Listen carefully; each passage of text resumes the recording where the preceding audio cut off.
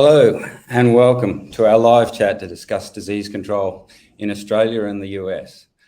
Something that's been discussed a lot since the COVID pandemic began in 2020. My name's Philip Swain. I'm the National President of Environmental Health Australia. Firstly, welcome to country. I'd like to acknowledge the original inhabitants of the Australian lands many people are meeting upon today, and we pay our respects to their elders past, present, and those emerging. Today, we're joined by Dr. David Dyjack from the National Environmental Health Association in the United States, and we had hoped to be joined by Associate Professor Sophie Dwyer, who's unfortunately not available at this point. We're hoping she might be able to join us shortly, but we'll push ahead. And we're going to discuss this morning disease control, and to have what I'm sure will be an interesting discussion around disease prevention and control in Australia and the United States. This is especially relevant at the moment as the Australian government is progressing in consultation phase the development of a Centre for Disease Control for Australia. NEHA finalised a submission to the CDC working group last Friday for the current round of consultation, and that should be available shortly on our socials, and I encourage you to have a read. We'll be taking questions throughout the live chat, so if you'd like to ask a question, please just comment on the stream, just type your question in and we'll get to as many as possible.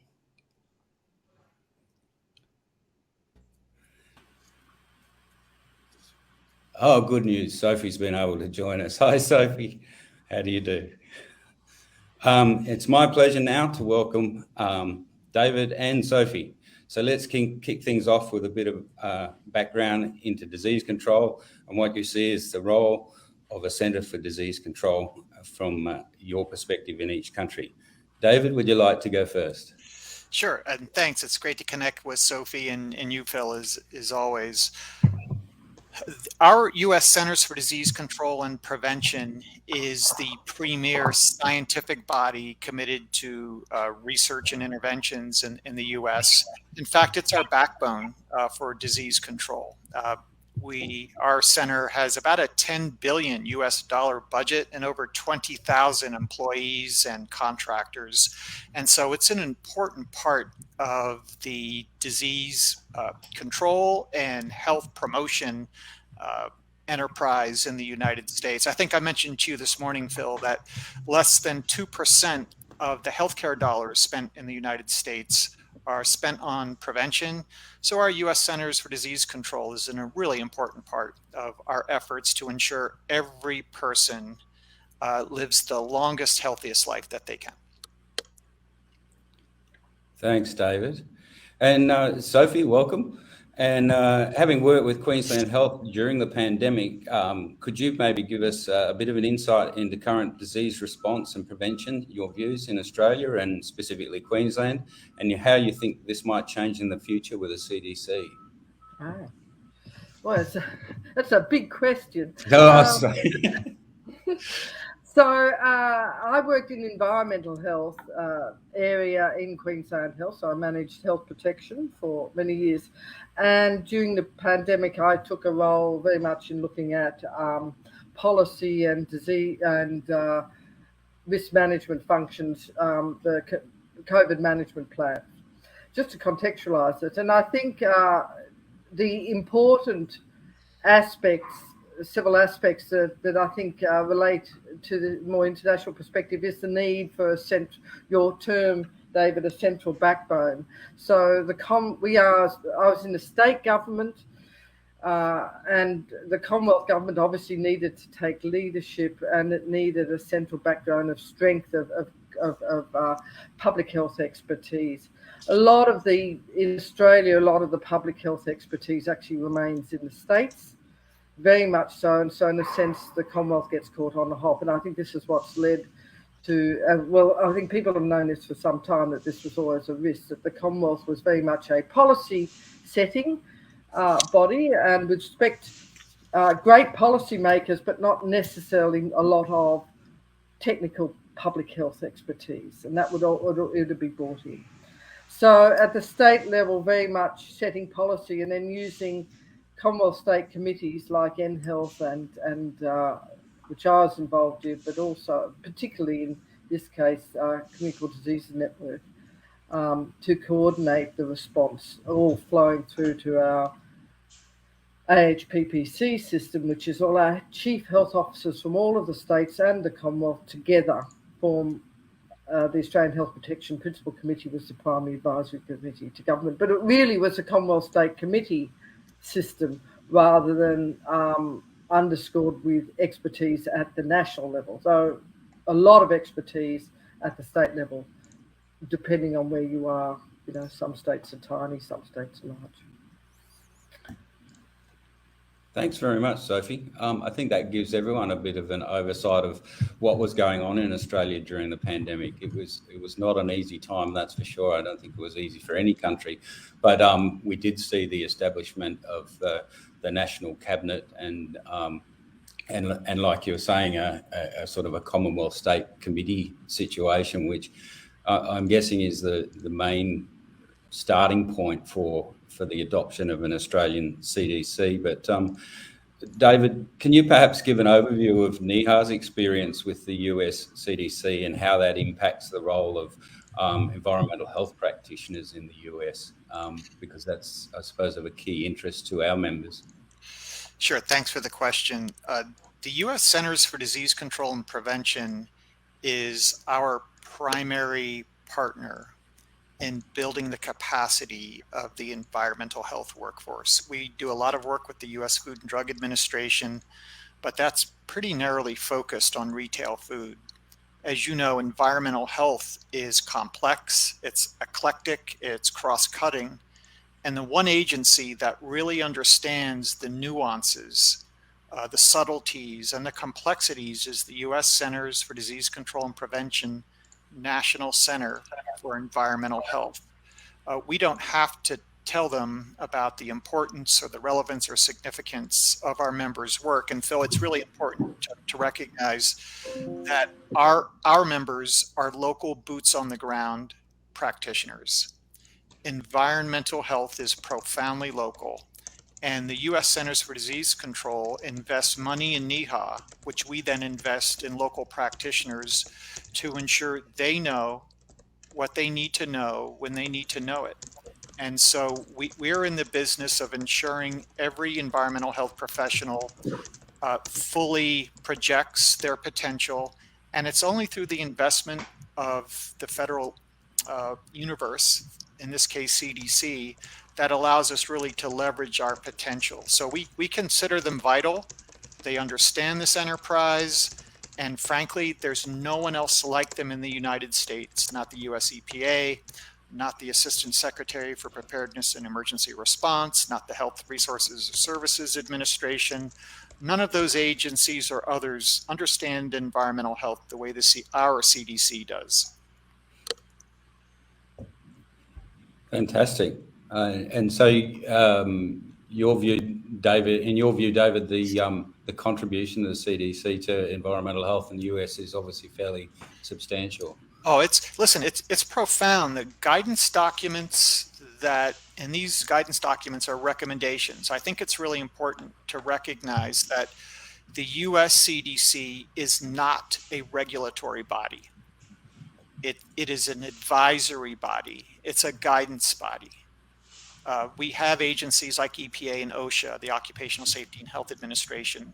They actually go out and do inspections and give citations and use their legal authority for enforcement. CDC doesn't do that. They simply are informing best practice.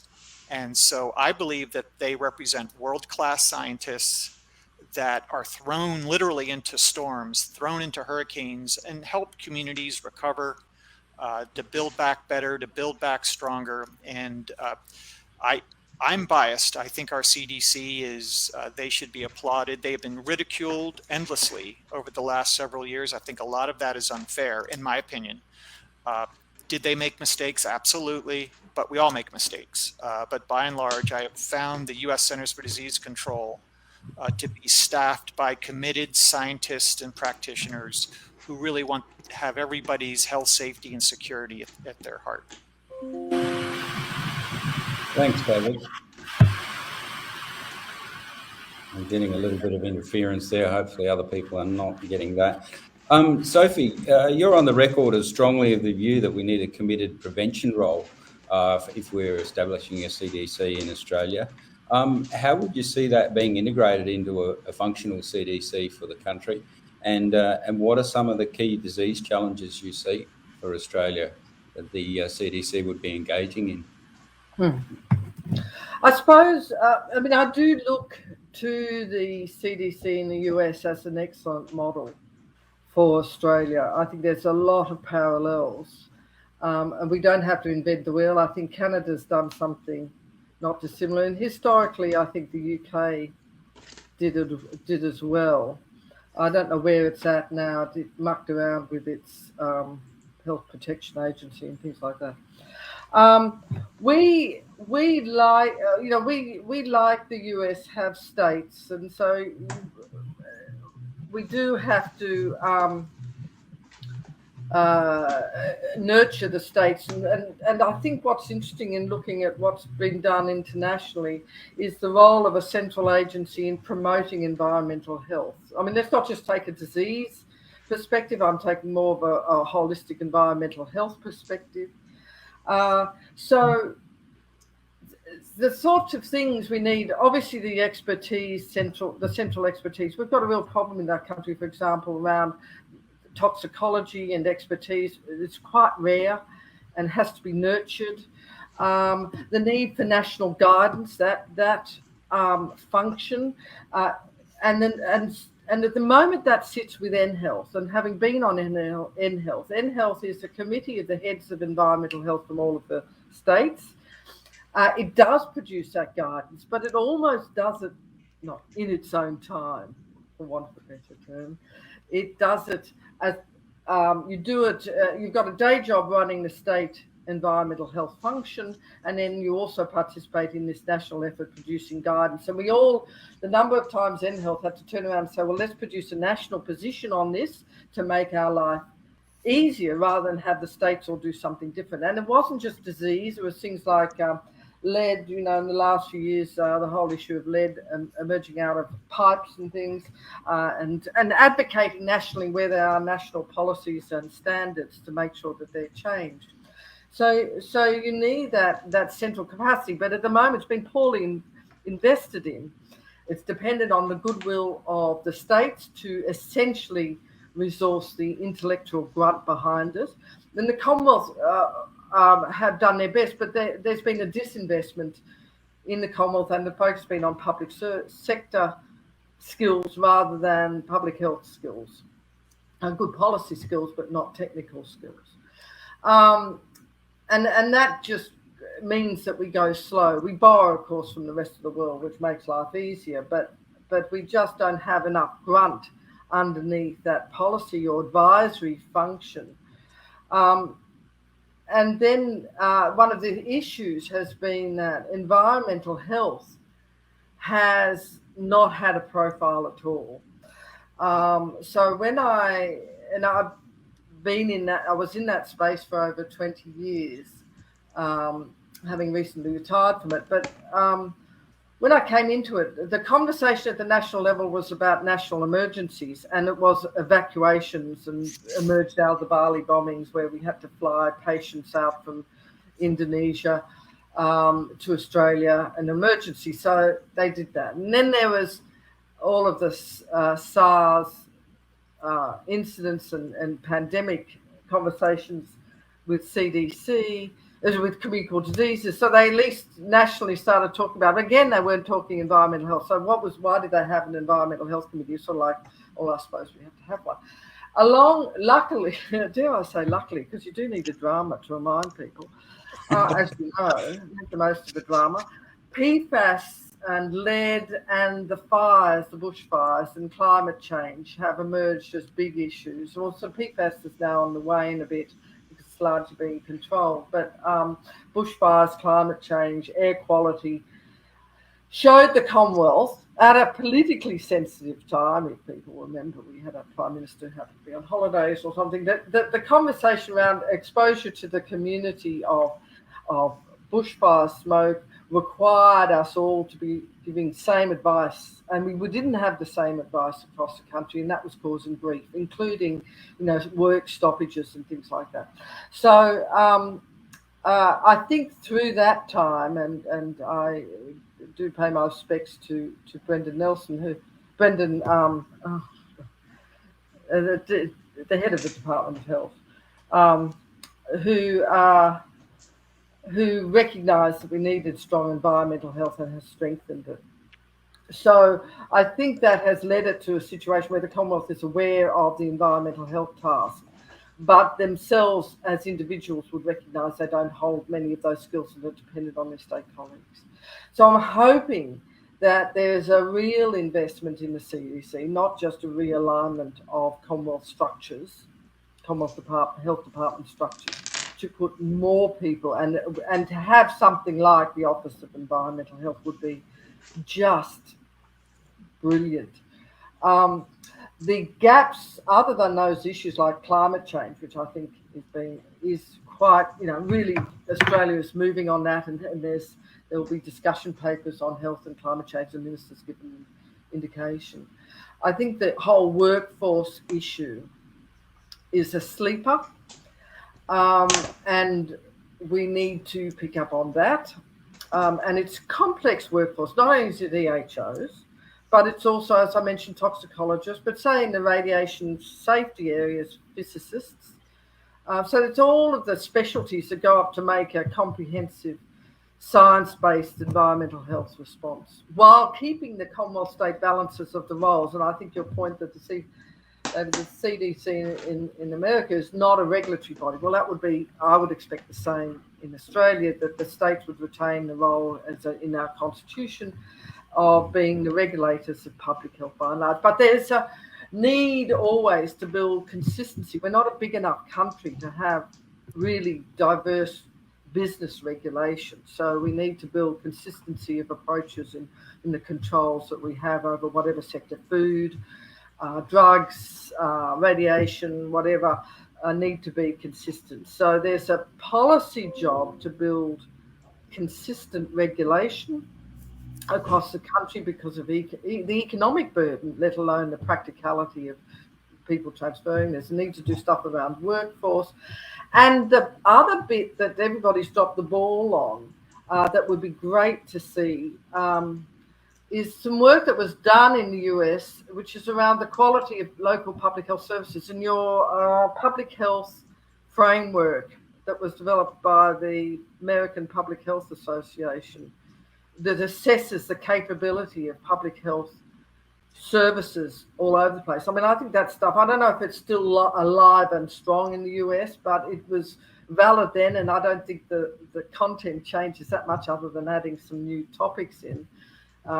This is a framework for assessing, do you at the local level, do you at the state level have the effective public health capability available to do what's necessary to protect the health of the community? It's a wonderful framework. I don't know if David knows the name of it. It's just the... Are you referring to the CHOP-CHIPs, the community health assessments and community health improvement plans? And a level before that, I think, yes, it was. I think that evolved out of it. These are the public health. There's the essential services. So there's the essential services. Thank you. Sorry, I knew it all. It sort of happens when you get distracted by other things. But that essential services framework is still a beautiful piece of work that could be used in Australia, and I have used it in Australia to say, well, have we on the ground got effective epidemiology services? Have we got a good community-based health promotion services? And this framework assesses those sorts of things. A good regulatory scheme data, and on it goes. So I think all of those things I'd love to see, in my dream CDC nationally. I think they've put out some discussion papers already, or a little bit of material, and so far so good is my feeling that the right people are involved in the conversation who know about public health. So, David, would you like to respond to that in relation to the public health work that Sophie's referring to. And also we have Andrew Matheson's joined us, and he's asked a question there. How can Australia build EHOs into the CDC and not let it become public health and medico-led? Or is that necessarily a bad thing? Yeah, so maybe if you could comment on those couple of issues. Sure. And it's Andrew, nice to see you, or at least your icon there at the bottom of the page. So environmental health is public health in many parts of the United States. Environmental health is public health in a big part of the US, particularly in rural and frontier areas of the United States. The local health department may be almost entirely comprised of environmental health officials or largely comprised. And so any CDC that's created, if it doesn't recognize that, I think would be a fundamental flaw in the system. In the United States, to be a registered environmental health specialist is virtually the same math and science that's required to get into medical school. So, and I believe Sophie touched on the science and math expertise of environmental health professionals. It's important to recognize that they too are foundational to the public's health because of their command of the sciences involved in addressing infectious and vector-borne disease, chemical contamination, and the like. One of the mistakes I believe that we've made in the US, and I implore Australia not to go down the same road, is environmental health gave birth to many of the centers at our CDC. Our emerging zoonotic and infectious diseases center was given birth to by the National Center for Environmental Health.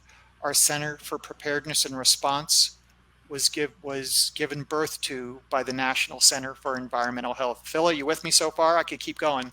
Our Chronic Disease Center was given birth to by the National Center for Environmental Health.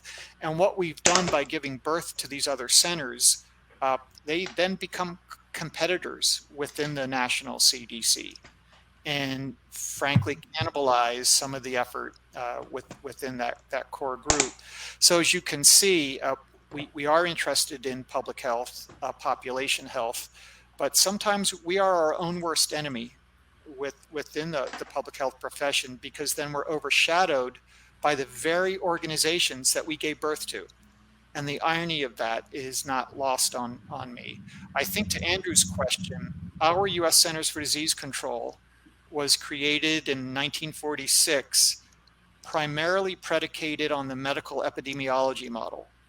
And to this day, epidemiologists run the show. I think that is a profound weakness in the American system. Let me repeat that.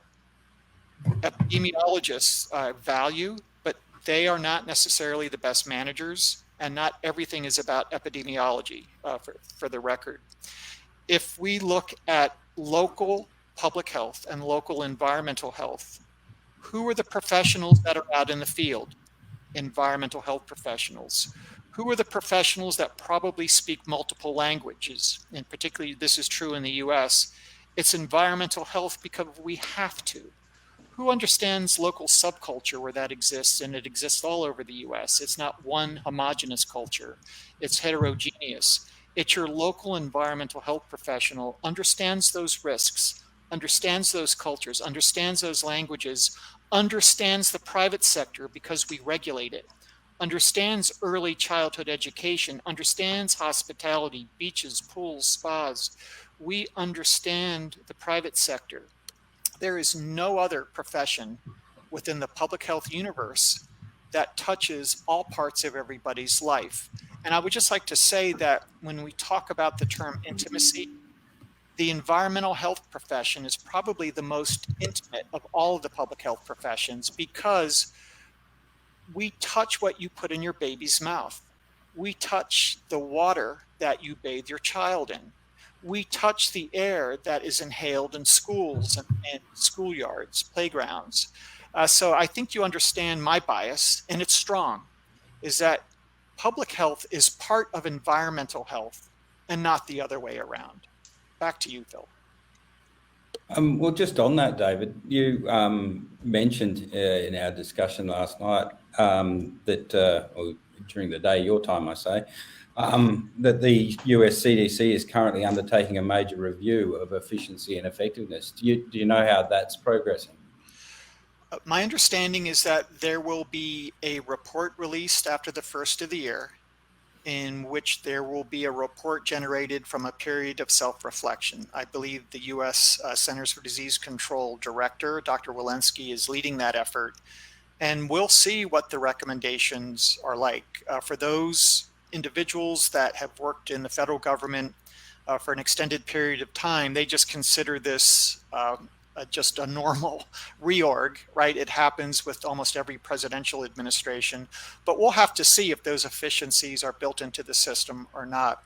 I do know our CDC has been beaten up over the last couple of years over mistakes made during COVID, perceived mistakes, and frankly, the political animosities that exist in the country had fanned the flames of some of the perceptions of our CDC. And, you know, COVID was complicated. We live in a federated country where states and locals have home rule. And so it's a very complicated place to have one single homogeneous approach to public health. And sometimes that's what's called for, sir. Yeah, we certainly have the same situation in Australia when we talk about a federated model, perhaps on a smaller scale, but some of the debates that are already occurring in consultation over the CDC go to exactly the sorts of issues you're talking about, David. Sophie, I've long been of the view that organisations need to live by the maxim: if you can't measure it, you can't manage it. And so presuming we have a CDC in Australia in the near future, how should success or otherwise of such an organisation be measured? That's probably a big question, but I'll throw it to you, Sophie. Well, it depends on what you're measuring, obviously, and we're looking at the CDC as an infrastructure piece to public health, and there's many players that achieve public health outcomes. If success in the short term is in terms of public health outcomes, I think we'd be disappointed, and I don't think that's what the focus should be. It needs to be on the robustness of the system, the readiness, the capacity to provide advice, how well that advice is received. So I would measure success more in terms of qualitative elements in the first instance, how well it supports the work, how more efficient we can be in developing advice, how we've got effective better coordination around major public health problems, because that's one of the things we want to see. We've lost, over the last 2 decades, the notion of national coordination around particular public health problems, which is kind of crazy.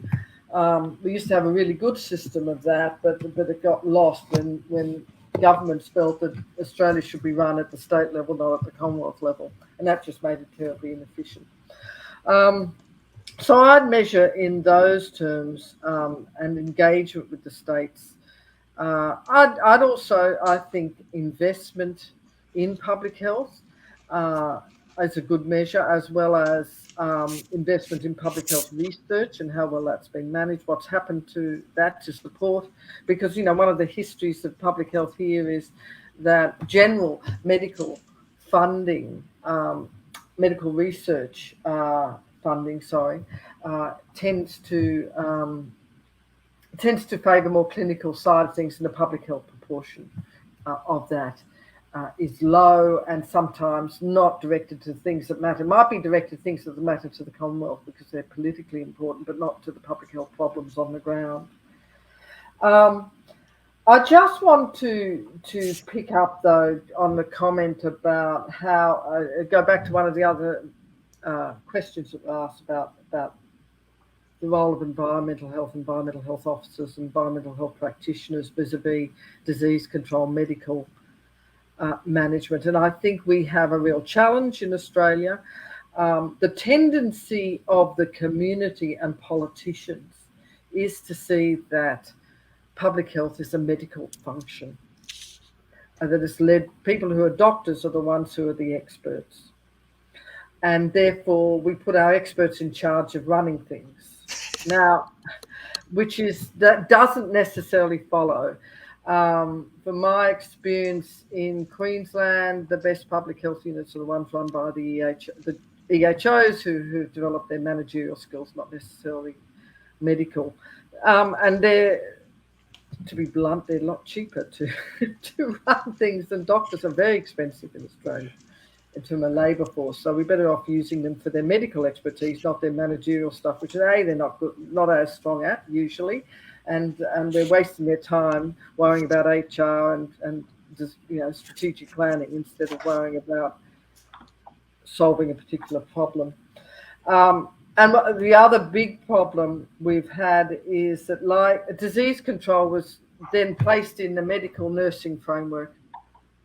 And when it came to COVID, and that's probably the irony, is that it was being run by the communicable diseases mob, but they needed people to understand the application of law and how to control community risk to sit alongside it.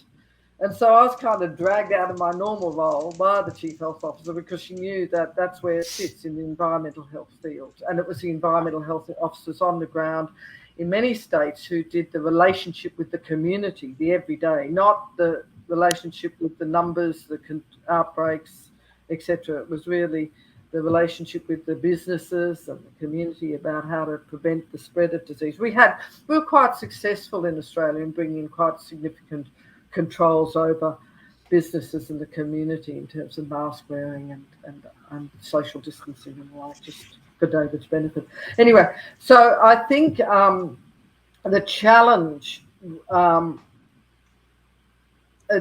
is always going to be that there's a broader set of people with public health expertise who can run things, but I'm not particularly confident that will be understood by those making decisions about leadership and managerial decisions because of the history of tending to say, well, if they're a doctor, they're very bright, therefore they know how to run things, sort of problem.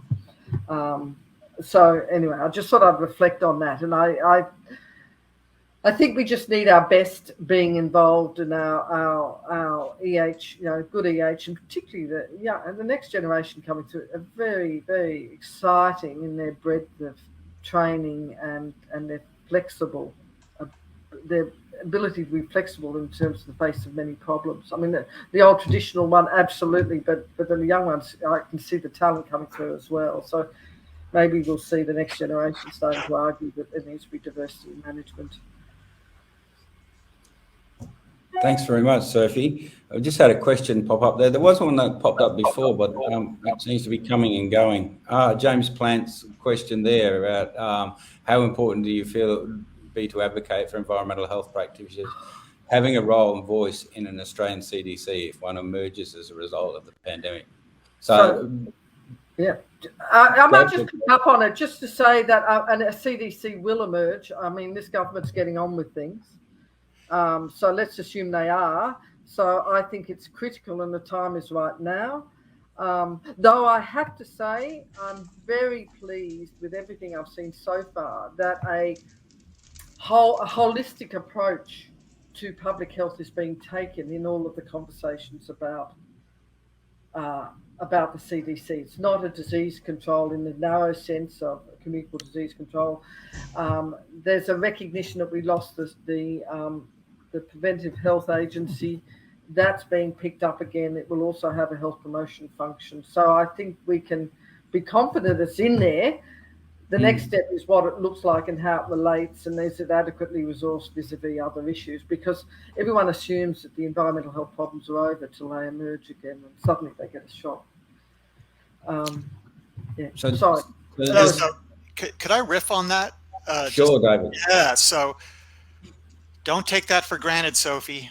I believe if EH is part of the planning, I encourage everyone to be as assertive as they can be in a disciplined and professional way to ensure EH is not gobbled up from around the edges. Because I've found that we seem to be a humble profession. and we're not always as assertive as we can be. There's a saying in the US, if you're not at the table, you're on the menu. And I think you need to remain at the table. And so don't take EH as part of the planning process for granted. I still think you need to show up and be vociferous in your advocacy for the profession. And I would encourage you to do that. And can we borrow that saying? That is good. That's excellent. Yeah. David, I know that you and some of the others in the US look with some envy at Australia during COVID-19. And I would be the first to say that I think Australia's success was some good management, but it's helped by a sparse population, and some of it was probably good luck. But given your experience with the CDC in the US, what did it get right and what did it get wrong during the pandemic? So I think the US population expected too much from the US Centers for Disease Control. This was a dynamic set of circumstances. Many people seem to think that the CDC was giving directives, and it never was. It gives advice, it gives guidance, it gives suggestions, it gives recommendations. And so there was all kinds of fear and confusion fomented in the political environment in which we existed.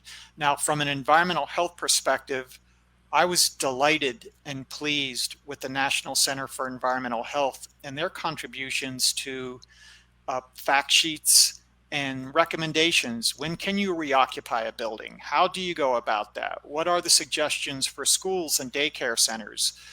Those people must have worked 24 hours a day on behalf of the environmental health profession, producing those series of recommendations and fact sheets, which as they were produced, Phil and Sophie, we put those up on our website.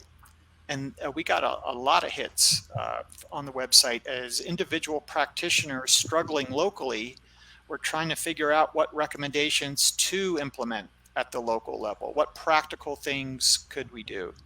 Having said that, to answer the second part of the question, Phil, I think we came across at our Centers for Disease Control too certain around that 6-foot social distancing issue. I think that confused a lot of folks. You know, is this organism airborne? Are fomites an issue? And I think that there was just enough of those tactical mistakes that were made that allowed the environment to escape, and that is everything kind of got away from CDC in a very negative political environment. A lot of our issues weren't technical, they were political. The decisions that were being made locally were in reaction to some of the good advice that our CDC was giving, but it's just, again, the political environment just made it untenable. Even when there was support for local health officials' decisions, then the local citizenry turned on our environmental health and public health professionals. I think we lost like 20% of our public health officials in the United States retired or resigned because of the stress that they were under. And that was some of the ripple effect associated with maybe some of the tactical mistakes that CDC made. One of the things that CDC needs to own is the laboratory testing procedures early in the pandemic, and some of the chemicals that were sent to the 26 regional labs contained contamination. There was a lot of false positives for COVID, which bred the conditions on which people didn't trust CDC. And you know, once that line is out of the door, it's hard to get it back in. And so I know I'm rambling. It's just very complicated, but our CDC got a lot of things right.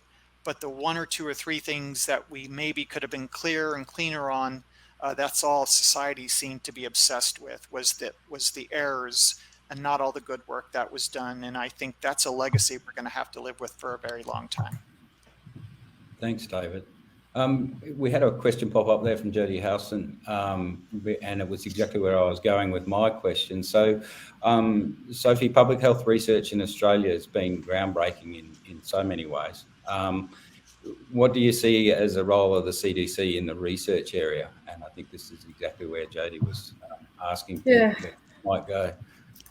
Well, I do hope that it boosts research, and the challenge for a lot of environmental health research is very practical type of research that we need done. It's and it doesn't get the same sort of excitement as medical research, that's some sort of new drug, new technology, new treatment, whatever. The other big problem is a lot of the research has been, when you get a boost of research, it's usually around a problem that's become political. So an example is an enormous amount of money given to PFAS research, which is great. I mean, it's great that it's done, but we still need basics, basic research. Food safety research needs to continue. I mean, industry can be involved in a lot of that, but we do need more food safety research. We need basic environmental research. And Aboriginal and Torres Strait Islander communities, how can we work better in those communities? What are the interventions that work? And perhaps Indigenous driven research. And so it must, the best research is driven by the everyday problems coming out of work that is experienced locally at the state level and at the national level, and that then generates questions that get funding. Now the trouble is that the research funds are very much investigator driven as opposed to problem solving. So you get a mismatch between what when you're trying to run something, what you want to know, unless you build a good relationship with researchers, and what gets funded is what some investigators, a very capable researcher, wants to look at, but not necessarily linking back. So I'm hoping the way in which it gets boosted, I think, is if the CDC, or whatever it's going to be called, is effective in driving a proportion of the NHMRC funds to solving problems, and different standards have got to be applied, because it's not got to be new science. It's got to be how do we work better, and it's often not sort of the same sort of category of new science. The other big problem I've seen is a lot of the problems are long-standing, and the research is quite old. I remember doing work around lead, and all of the research about the toxicology of lead is 15, 20 years old or something, or more, 50 years old. And it's just as valid. But when you look for recent research, not many people are doing stuff. So if you're trying to update standards on recent research, there's nothing much to say. There's not many people doing it because it's not much of a problem. But so you've got this problem of a lot of environmental health problems are long-standing and are well understood, but need to be recontextualized in a contemporary setting. So we've got to try and influence how that research, and I'm not sure, that'll be one of the questions that I'd be advocating for, is how do you direct money to solve, problem solving research, allowing some investigator driven and allowing some that is very much answering the questions. Queensland, by the way, has an interesting model in QACE, the Queensland Alliance for Environmental Health Sciences, where the health department gives a pile of money and it's the Queensland University people, double it, triple it, tenfold or more, by getting research funding. But that allows Queensland Health, Environmental Health, to say, look, these are some of the problems we're facing. Can you get, bright young students to start having a look at them and getting that relationship going. So I think there's some nice models around for how to get applied research going. If I could riff on that. So I once upon a time ran an academic health department, and what that means is I got money from our CDC to partner with our local health department when I was an academic in a prior life. And we also partnered with our local communities to solve, as Sophie said, applied local issues. This would be community-based participatory research or applied research. And I think that's an important role, as opposed to basic sciences, which may be another federal agency that supports that.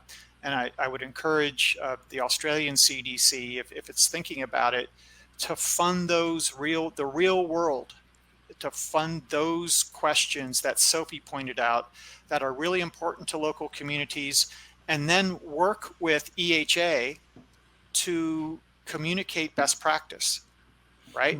Across the country. And that's the beauty, Phil, of your association, is that you can take what's been learned at the local level and then use webinars like this to share with practitioners across the country, with communities across the country, so that everyone benefits from that community-based participatory research. Thanks very much, David.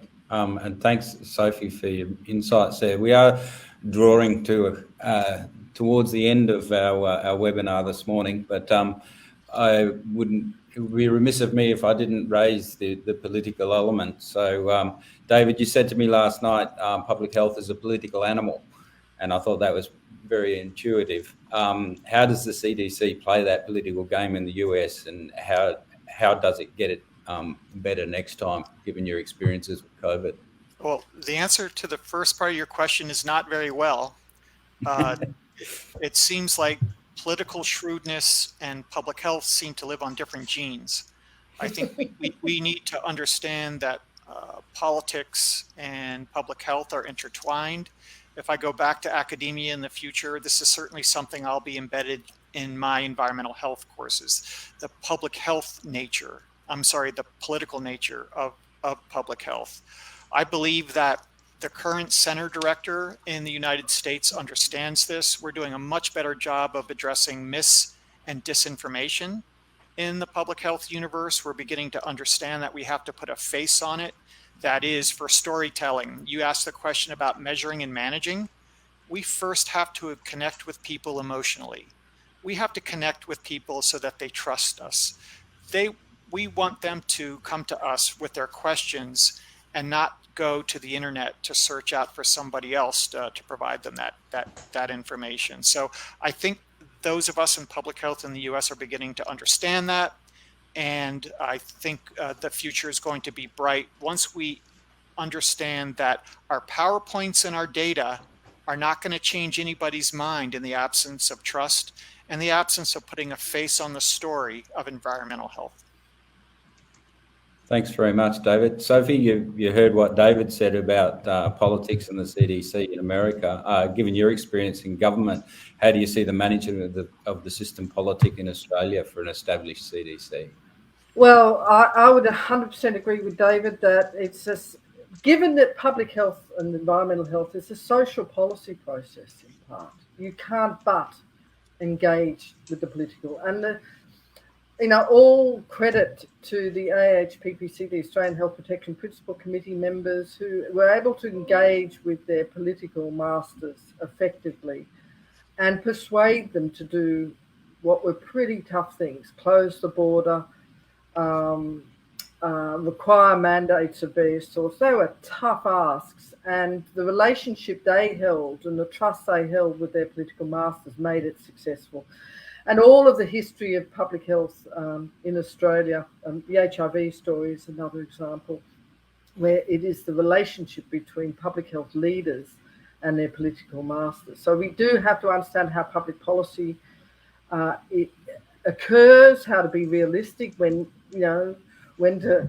You've got to know when to go for it. You've got to know when to fold. What's that song?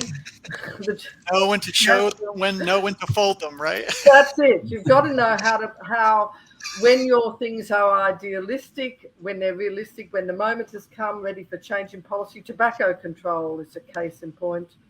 So the art of leadership in public health is the art of managing relationships, both across agencies, with the community and with the political level, and with your bosses and whatever they are. And if you can't do that, you can't be an effective leader of public health, because you've got to affect change elsewhere for you to be successful. It's not like a clinician who can prescribe something and the disease is controlled. We've got to affect change in the community, new laws, new policies, programs, education, whatever, behavioural change programs, whatever.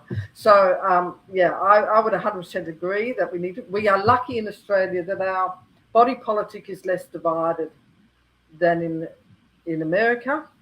We're much more centrist, and we're much more tolerant of the role of government, which makes it a little less stressful.